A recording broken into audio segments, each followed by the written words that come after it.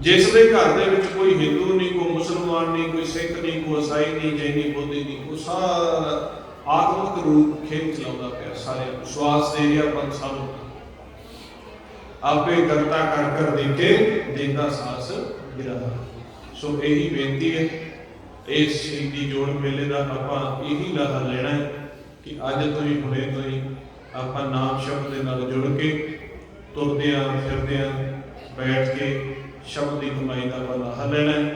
ਬਾਕੀ ਜੋ ਇਹ ਗੁਰਮੰਤਰ ਅਭਿਆਸ ਹੈ, ਇਸ ਲਈ 1 ਘੰਟਾ ਸਵੇਰੇ ਔਰ 1 ਘੰਟਾ ਸ਼ਾਮ ਨੂੰ ਆਨਲਾਈਨ ਕਲਾਸ ਵੀ ਲੱਗਦੀ ਹੈ। ਬਹੁਤੇ ਜੀਵਾਂ ਨੂੰ ਇਹ ਪਤਾ ਤਾਂ ਹੈ ਵੀ ਜਪਣਾ ਹੈ, ਪਰ ਉਹਨਾਂ ਨੂੰ ਇਹ ਨਹੀਂ ਪਤਾ ਵੀ ਜਪਣਾ ਕਿਵੇਂ। ਜਾਂ ਇੱਥੋਂ ਸੁਣ ਲਿਆ, ਸੁਣਨ ਦੇ ਵਿੱਚ ਬੜਾ ਸੋਹਣਾ ਲੱਗਦਾ, ਪਰ ਘਰ ਜਾ ਕੇ ਅਭਿਆਸ ਨਹੀਂ ਕਰਦੇ, ਇੱਕ ਗੱਲ ਬਣ ਕੇ ਰਹਿ ਜਾਂਦੀ ਦਿਮਾਗ ਦੇ ਵਿੱਚ। ਸੋ ਅਸੀਂ ਇਹ ਉਪਰਾਲਾ ਸ਼ੁਰੂ ਕੀਤਾ ਹੋਇਆ ਗੁਰਮੁਖਾਂ ਨੇ।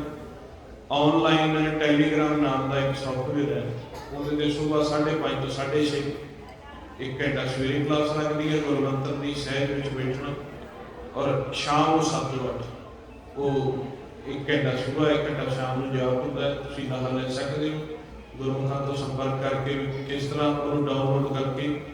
ਔਰ ਸਮੇਂ-ਸਮੇਂ ਤੇ ਜੋ ਪ੍ਰੋਗਰਾਮ ਹੁੰਦੇ ਰਹਿੰਦੇ ਨੇ, ਇਸੇ ਤਰੀਕੇ ਨਾਲ 10-10 ਦਿਨ ਦੇ ਸ਼ਬਦ ਦੇ ਅਭਿਆਸ ਦੇ ਕੈਂਪ ਲੱਗਦੇ ਨੇ। ਉਸ ਦੇ ਵਿੱਚ ਤੁਹਾਨੂੰ ਸਾਡੇ ਸਾਰੇ ਜੋ ਆਉਣ ਵਾਲੇ ਸਮਾਗਮ ਨੇ ਉਹਨਾਂ ਦੀ ਵੀ ਜਾਣਕਾਰੀ ਮਿਲੇਗੀ। ਨਾਮ ਸ਼ਬਦ ਦੀ ਕਮਾਈ ਦੇ ਨਾਲ ਜੁੜ ਕੇ ਆਪਾਂ ਜੀਵਨ ਦੇ ਲਾਹੇ ਨੂੰ ਪ੍ਰਾਪਤ ਕਰਨਾ, ਸੁਖੀ ਹੋਣਾ ਹੈ। ਸੋ ਇਹਦੇ ਬਚਨ ਕਰਦੇ ਹਾਂ ਕੋਈ ਇੱਕ ਵਾਧਾ ਘਾਟਾ ਹੋ ਗਿਆ ਹੋਵੇ, ਸੰਗਤ ਤੇ ਗੁਰੂ ਬਖਸ਼ਣ ਜੋਗ ਨੇ ਬਖਸ਼ ਦੇਣਾ ਜੀ। ਵਾਹਿਗੁਰੂ ਜੀ ਕਾ ਖਾਲਸਾ, ਵਾਹਿਗੁਰੂ ਜੀ ਕੀ ਫਤਿਹ।